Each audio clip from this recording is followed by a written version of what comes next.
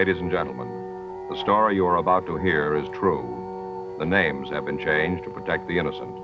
Dragnet is brought to you by Chesterfield, made by Liggett & Myers, first major tobacco company to give you a complete line of quality cigarettes.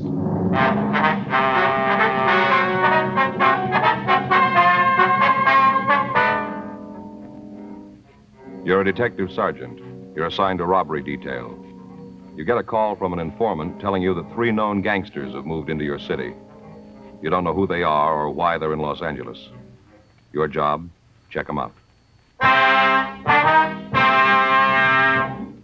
To sell a product, you have to make it good and keep it good. What do the latest reports show about Chesterfield? Well, our research laboratory has compared it with the leading cigarettes in the country. Chesterfield is highest in quality, low in nicotine. Another good reason why thousands of people are changing to Chesterfield every day. Smoke America's most popular two-way cigarette. Regular or king size, you'll find Chesterfield really mild, really satisfying. Best for you.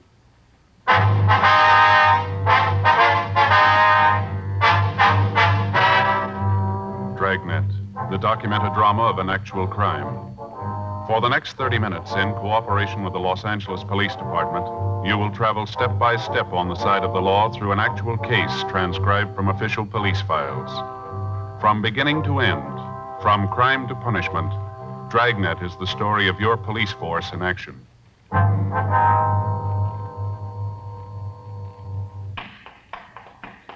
It was Wednesday, August 4th. It was warm in Los Angeles. We were working the day watch out of robbery detail. My partner's Frank Smith. The boss is Chief of Detectives Thad Brown. My name's Friday. We were on our way out from the office, and it was 9:42 a.m. when we got to the Osborne Turkish Bath. Steam room. Hot, isn't it? Yeah. Must be Dell back there. Yeah. Dell? Yeah, who is it? It's Friday and Smith. Oh, I'll be right with you. Okay. Hey, Joe, did you ever have one of these? Well, what? Turkish baths. You ever had one? No, I never have. I understand they're great for colds. You just sit there and it burns the germs right out. It's great. You ever have one? No, but Armin, my brother-in-law, he takes them all the time. Tells me about how it does for colds. Next time he has one, I think I'll go with him. Yeah, it's a good idea. Hi. Sorry to keep you waiting. We've been having trouble with the boiler. Got to keep a close check on the steam pressure in here. That's okay. Let's get out of here, huh? It won't make me unhappy. It sure is hot, Dell. Go on upstairs. We can talk there. Okay. What do you got for us, Dell? Might not go anyplace, but I thought I ought to fill you guys in on it. Mm-hmm. Fella rolled in here last night. Must have been about 10:30. Night man's out with a cold, so I had to fill in. A cold? Yeah, some kind of virus or something. Oh, yeah. Come on, we can talk in the office. Sit down. You mind if I go over some of these bills while we talk? No, go ahead. Well, this bimbo pulls in here last night, really carrying a load. I registered him and had Jimmy take him upstairs. Guy's kind of loud, rolling all over the place. I wanted to get him upstairs to a room, figuring he'd sack out and we wouldn't hear no more from him. Yeah. Well, he had a different idea. A couple minutes later, he comes downstairs, wants to know what's going on. What do you mean? Wants to know where the steam room is. Says he's not going to sit in the little room all night. He paid for a steam bath. That's what he wants. Yeah. When he starts to talk about his high-powered friends and this deal they're out to pull, I kind of figure there's something wrong. He tell you who the friends were? No, not right now. Just mentioned a guy named Bud. Kept talking how Bud was going to be sore at him because he got drunk. Must have said it 100 times, how Bud was going to be real sore. Sounded to me like this Bud is the big man in the deal. I see. No idea what the deal is, though, huh? No, most he said was that when they left town, they were all going to have a lot of money. More money than I'd ever seen. You got the name on this guy? Oh, here's the register here. Let's see. Yeah, you can see right here. Vernon Carmichael, Los Angeles. Didn't give an address, huh? Once he mentioned he had to meet Bud at a hotel down on South Flower. Didn't say which one, though. Well, Flowers, a long street, Dell. That doesn't help much. Didn't give you any ideas at all of what the deal was going to be, huh? No, must be a good one, though. Why do you say that? Well, when I took him up to his room last night, I could see his clothes hanging on a chair. Yeah. On top of his coat, he had a shoulder holster. Looked like a .45 automatic in it. The way I look at it, a guy that's carrying that kind of muscle is figuring on scoring heavy. Did you make any phone calls while he was here? No. Anybody had the room since he left? No, I told the cleanup man to leave it alone. Figure you'd want to go over it. It's a good idea. What time did he leave this morning? Jimmy says it was about 7:30. I figured sure he'd sleep most of the morning. If I'd have known he was going to leave that early, I'd have called you last night. Mm-hmm. Well, we better take a look at that room, Del. Might be able to come up with something that'll tell us who he is. I got something else for you. Yeah, what's that? I mentioned this Carmichael to Jimmy last night. Told him that I thought there was something wrong. Yeah? The reason the guy left so early is that he got a call from somebody. Guess it's the guy that picked him up. Did this Jimmy see who it was? No, did the next best thing, though. Yeah, what's that? Got the license number of the car.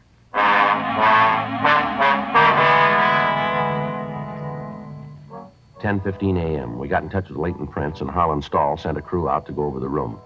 Frank put in a call to the record bureau, and he had the name Vernon Carmichael checked. There was no record on anyone answering the description that we'd gotten from the manager of the Turkish Baths. In addition, a radiogram was sent to the Department of Motor Vehicles in Pennsylvania, asking for all available information on the owner of the car bearing a license number that we'd been given. 11:30 a.m. Harlan Stahl's crew finished checking the room, and they told us that they'd been able to lift a complete set of clean fingerprints from a water glass. They were photographed and classified. In checking our files, there was no record of the prints. They were forwarded to George Brereton up at Sacramento to CII and to the FBI in Washington, D.C. 2 days passed. On Friday, August 6th, we got the word from DMV in Pennsylvania that the car was registered to a Howard Nielsen. The radiogram also gave us a description of the car and the registered owner's address in Pittsburgh. On receipt of this information, we got in touch with the police department in Pittsburgh and found that Howard Bud Nielsen had a misdemeanor record. Late Friday afternoon, the kickback from Washington, D.C. arrived with the information that the fingerprints found in the room at the Turkish Bath were those of Vernon Carmichael. His record listed arrests for petty theft and robbery in Pennsylvania. He'd been brought to trial, but he'd been acquitted. Both men were well known to the police department in Pittsburgh as hoodlums. On Saturday morning, the mugshots of both Nielsen and Carmichael arrived. 10:15 a.m.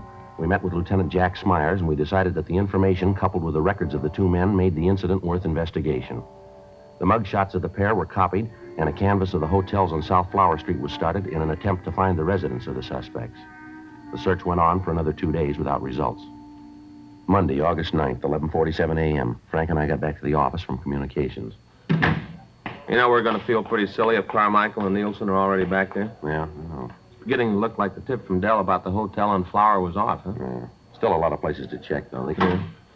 Friday? Yeah. We got it for you. What? Carmichael and Nielsen. We found the hotel.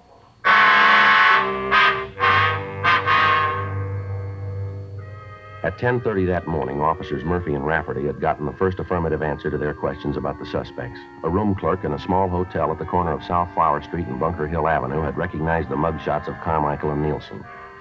Further questioning brought out the name of the third man in the trio. He was identified as Ernest Hunter.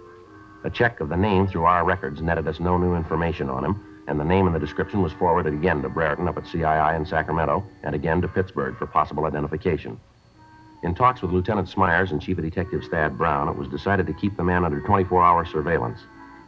3 additional teams of men from robbery detail were assigned to the duty.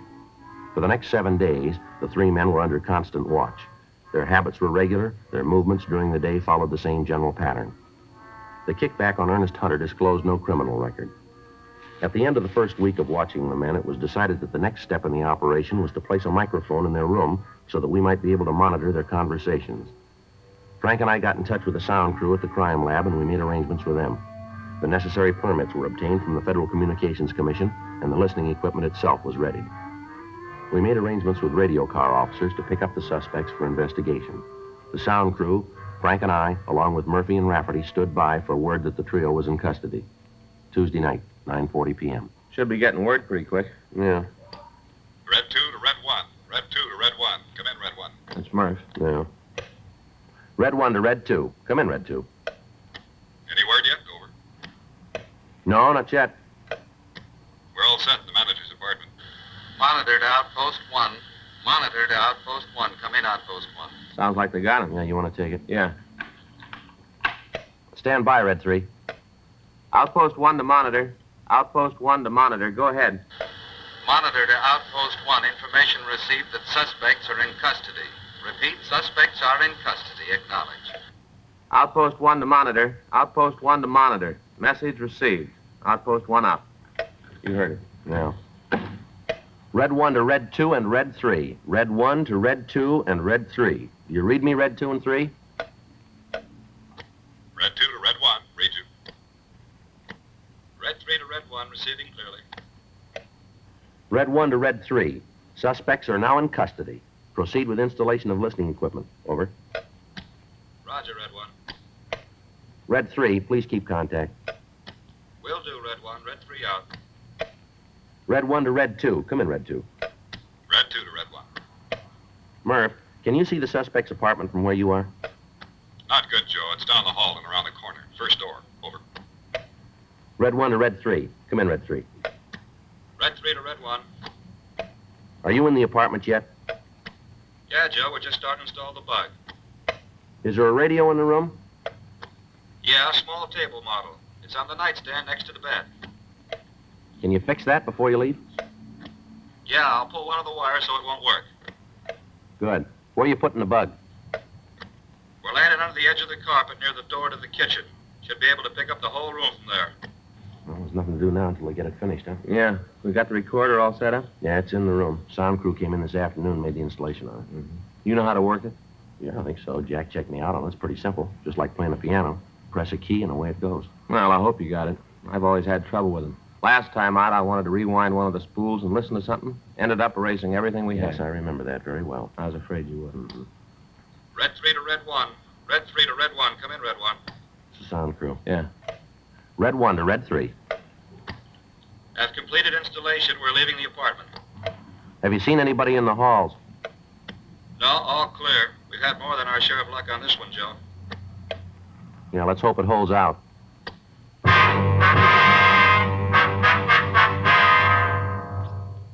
11:15 p.m. The installation of the listening equipment was completed, and Frank and I, along with Officer Pat Murphy, took up our positions in the room we intended to use as a monitoring post.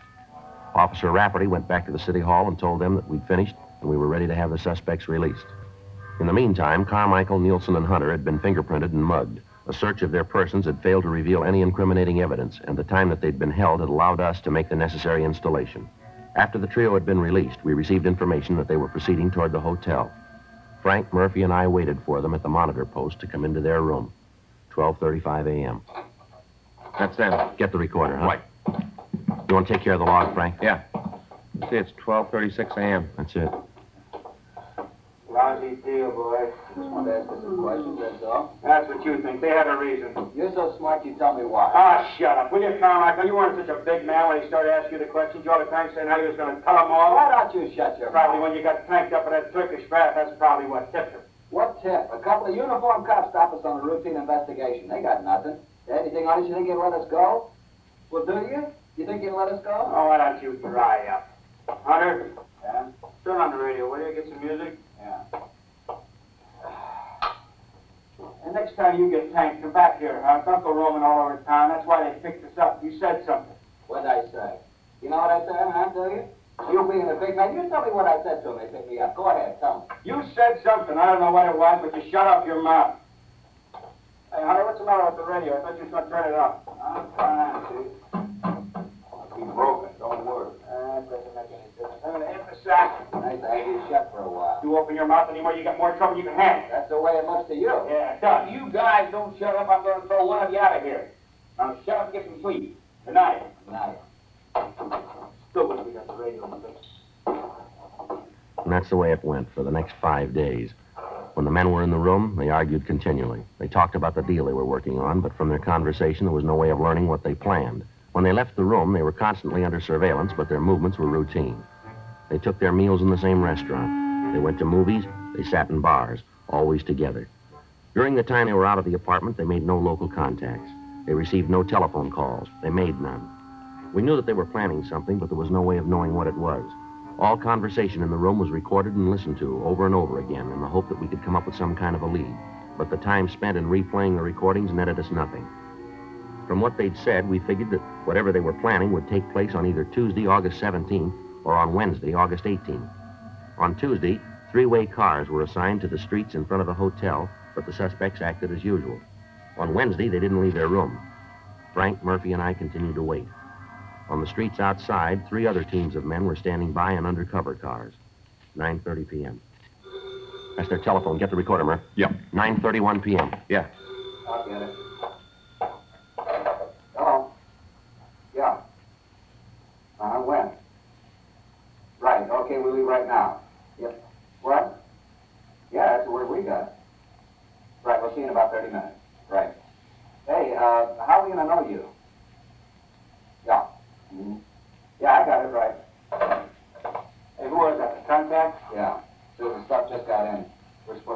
right away. Oh, looks like maybe we better work now. It's too soon for me. Let's go. That's it. I'll get it out. Outpost 1, the units 1K89, 1K88, 1K87. Suspects are leaving room. Suspects are leaving room. Outpost 1 out. All right, let's go. I wish we knew what it was. Sounds like it might be narcotics. Well, it could be. Doesn't make a lot of difference, does it? Yeah? At least we know it's something.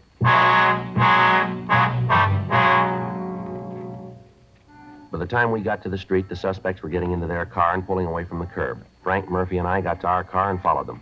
They drove down South Flower to the corner of Palm Drive and turned left. 3 blocks further, they pulled into a gas station and apparently asked directions. They turned south on Broadway and drove about a mile. At Santa Barbara Avenue, they turned left again and drove 3 blocks. They stopped and parked the car in front of a small bar. We informed the other units of the activity and asked them to stand by in the area. Carmichael got out of the car and entered the bar. Murphy left us and entered the bar after him. Carmichael returned in a few minutes with another man. The 2 of them got back into the car and they talked. At the end of that time, all 4 of the men got out of the automobile and then they entered the bar. Shortly after that, Carmichael, Nielsen, and Hunter walked out of the place. Carmichael was carrying a small package wrapped in plain brown paper and tied with a string. The 4th man wasn't with him. Frank and I got out of our car and approached the men as they stood talking. All right, hold it up, police officers. Over there. Put your hands up on that wall. What's going on? Get your hands up there. Frank, you want to check in the package? Yeah. Keep your hands on that wall. Lousy deal. I hope you're happy, Carmichael. I hope you're real happy. What are you talking about? I've got to lay this one to you. You really took care of this. Stand still and keep quiet. How about it, Frank? I don't know. What do you mean? Where's money? $20 bills. Must be $15,000, $20,000 worth. Queer? As far as I can tell, it's good. Where's that put us? Well, there's $20,000 here. Yeah. Let's find out where they got it.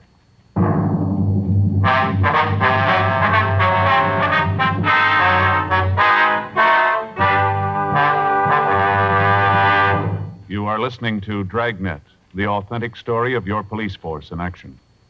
There are good reasons why thousands of people are changing to Chesterfield every day. Why Chesterfield is the largest selling two-way cigarette in America. Why Chesterfield is best for me and best for you. People these days want facts. When you want people to use your product, you have to tell them what effect it has on people who do use it regularly. That's why a doctor has examined for almost 2 years a large group of Chesterfield smokers. 45% of them have, on the average, been smoking Chesterfields for well over 10 years. What is the effect on these people from smoking Chesterfield? No adverse effects to the nose, throat, and sinuses, says the doctor. Consider Chesterfield's record with these smokers, with millions of other smokers throughout America. Another good reason for you to change to Chesterfield. Regular or king size, Chesterfield is best for me, best for you.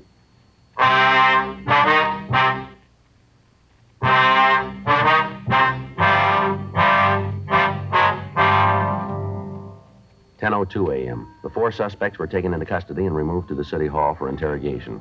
We got in touch with the Secret Service and asked them to come over to the office to check on the currency. The agent arrived and after looking at the money, pointed out several minute mistakes that had been made in the engraving of the plates.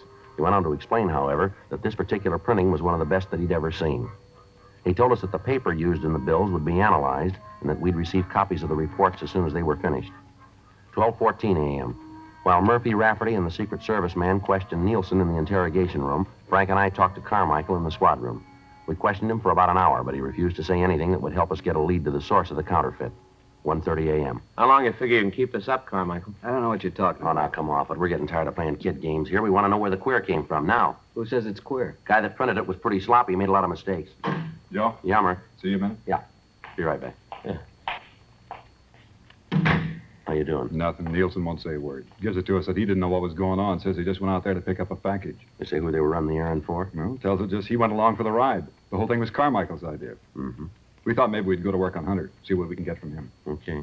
You going to stick with Carmichael? Yeah, I guess so. From what we heard in the room, if there's going to be a break, I got a hunch it's going to come from him. Okay. You got anything, let us know, huh? Right away. Well, the big man's back again. Your friend there tell you all about it? No, but yours did. Hmm? Nielsen just laid the whole thing in your lap. You're kidding. Do you want to talk to him? What'd he say? The way he tells it, he was just along for the ride. You're the big wheel in the whole thing. He said that? I said you could talk to him if you want to. Well, he ain't gonna make it. He ain't gonna lay it on me. You want to tell us your side of it? Yeah, I'll tell you the way it happened. That lousy bum. How do you like that, him saying I'm the wheel? I'll tell you. All right, now where'd the queer come from? I don't know. I thought you were going to tell us. I'm doing that. I really don't know where it came from. You turn up with $20,000 in $20 bills, and you ask us to believe that you don't know where it was printed. I'm not asking you anything. I'm telling you what I know. That's it. Well, tell us about your part. Nielsen, Hunter, and me were approached in Pittsburgh. By who? I don't know. We're going that way again, huh? All right, so you don't believe me. That's the way it happened. The guy who approached you just walked up and said, here's $20,000, just like that, huh? No, the deal was that Nielsen, Hunter, and me were supposed to come out here. We were supposed to check into a hotel and wait for a call. Guy who called us would have the queer. He'd turn it over to us and we'd pass it. You bought the counterfeit? Yeah. What'd you pay for it? 2.5. For $20? Yeah, 2.5 for 20. You paid the other man we picked up? Yeah, we gave him $2,500. You ever seen the man before? What? The man you bought the queer from. Do you know him? No, never saw him before. He's not the man who made the original contact in Pittsburgh. No, a guy back east was an old man. How old? I don't know, maybe 55, 60, around in there. Not the fellow you met tonight. I told you that before. It's not the same man. Hear him use a name of any kind? No. Just to call him Pop, that's all. Pop. Give us a description of this man, Pop? What's in it for me? Well, what do you got now? Nothing. All right, it'll stay that way. You're in big trouble, Carmichael. If you're smart at all, you're going to cop out the whole thing and cooperate with us. Lousy Nielsen. Him all the time yelling about how it was all set. All the time saying we had it made. Sure, I'll go with you. I just want to see Nielsen get his, that's all. Just want to see him get his. We're going to want you to look at some pictures, too. I told you I'd go the route. You just tell me what you want to know. If I got the answer, so have you. All right. What'd he tell you? What? That lousy Nielsen. What'd he tell you about how it happened? He tell you the way I did? He tell it that way? Pretty much, yeah. Sure, that's the way it happened. Can't be told any other way. Well, Nielsen might give you an argument there.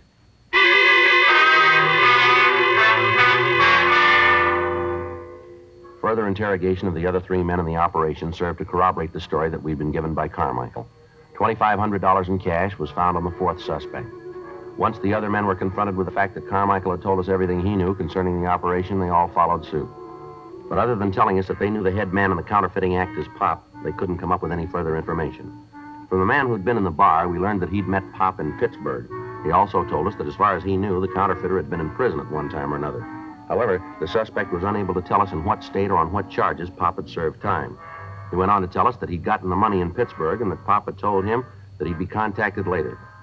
The Secret Service had completed their analysis of the counterfeit bills, and they told us that they were some of the most perfect printing jobs that they'd run across. The counterfeiter had made one major mistake, however. In the printing of the currency, he'd impregnated the paper with small silken hairs so that it would stand close inspection. The currency now in use is made with nylon hairs.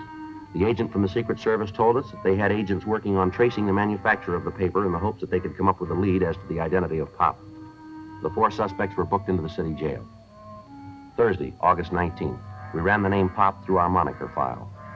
Of the 47 cards turned over to us by the Record Bureau, 19 of the suspects listed matched the descriptions that we'd been given. The pictures of the men were pulled and shown to Carmichael and the other three suspects. They were unable to give us an identification. The name and description was sent to George Brereton in Sacramento, and he sent us another 150 possibles. These were checked out without result.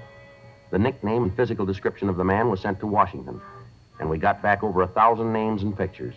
It took us 6 weeks, working with the Secret Service, to check out these possibles. The results, nothing. Tuesday, October 5th, Frank and I got back to the office.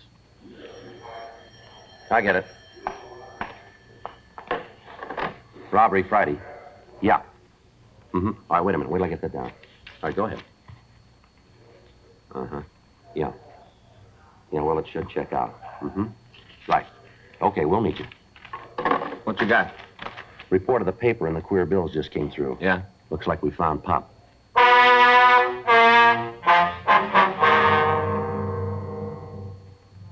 In checking the manufacturers of paper similar to that used in the counterfeit $20 bills, the Secret Service had come up with the name of a small print shop in the eastern section of Los Angeles. The paper used was of an unusual type, and there were not many orders for it. This particular shop had ordered large quantities of it in the past and was continuing to use it. In checking out the name of the man on the order blanks, the Secret Service had found that he'd been convicted of robbery and had served a term in the federal penitentiary in Atlanta. He'd been released and had come to California and opened a small print shop. We spent the next 2 days checking the suspect out. His name was given as Stanley Jackson, age 47. For the next week, the print shop and Jackson himself were kept under constant surveillance. On Thursday, October 14th, at 11:50 p.m., the suspect was followed to his print shop. I'll cover the front of the shop, Joe. Right, Murph. Come on, Frank. Yeah.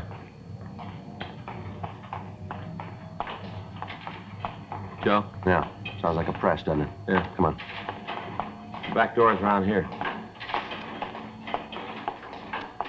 You see what's going on in there? No. Got the windows all painted over. What do you figure? Well, it doesn't leave us with a lot of choice. If we go in and he's not printing counterfeit, we're going to make him so hinky that we might never nail him. Yeah. If we don't go in, he might get rid of the plates, and we're in trouble there, too. Yeah, like I said, we haven't got much choice, have we? All right, let's go. What's going on? What are you doing in Police here? officers, you're under arrest. You want to check the press, Frank? You got no right to come in here like this. I know my rights. You haven't got a warrant. You've got no right to act like this. You want to kill it, Frank? I got it. Yeah, the plates are in the press, Joe. Doing the green overlay. Take a look. You haven't got any right touching those. They're mine. They belong to me, mister. Where'd you get the plates, Jackson? They're good, aren't they, mister? The very best. Where'd you get them? Made them? Made them myself. Where'd you learn engraving?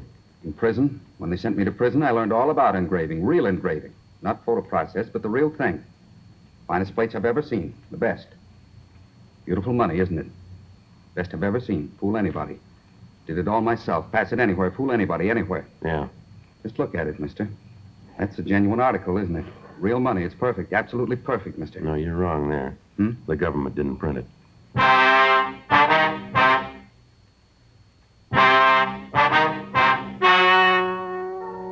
The story you have just heard is true.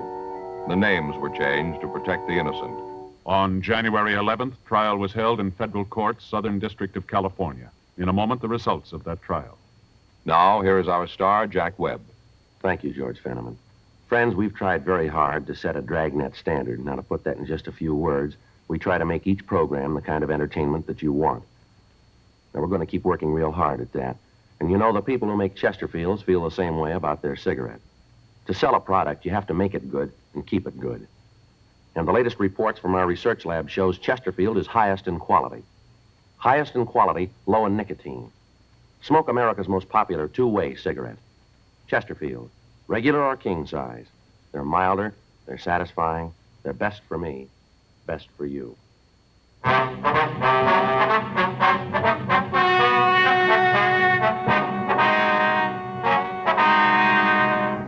Vernon Alex Carmichael, Howard Raymond Nielsen, Ernest Richard Hunter, Philip Roger Harger, and Stanley Norman Jackson were tried and convicted of violation of Title 18 U.S. Code, Section 474, printing and issuing counterfeit money. Violation of this title is punishable by a fine of $5,000 and imprisonment in a federal penitentiary for a period not to exceed 15 years.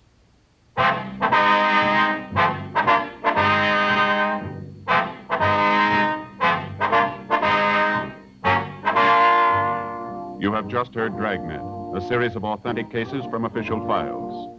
Technical advice comes from the Office of Chief of Police W.H. Parker, Los Angeles Police Department. Technical advisors, Captain Jack Donahoe, Sergeant Marty Wynn, Sergeant Vance Brasher. Heard tonight were Ben Alexander, Clarence Cassell, Jack Crucian, Harry Bartell. Script by John Robinson. Music by Walter Schumann. Hal Gibney speaking. Watch an entirely different Dragnet case history each week on your local NBC television station. Please check your newspapers for the day and time. Chesterfield has brought you Dragnet, transcribed from Los Angeles. Have you tried new cork tip Fatima? It's the smooth smoke with Fatima tips of perfect cork. King size for longer filtering and Fatima quality for a much better flavor and aroma. Remember, Fatima, with tips of perfect cork, is made and guaranteed by the makers of Chesterfield, Liggett & Myers Tobacco Company.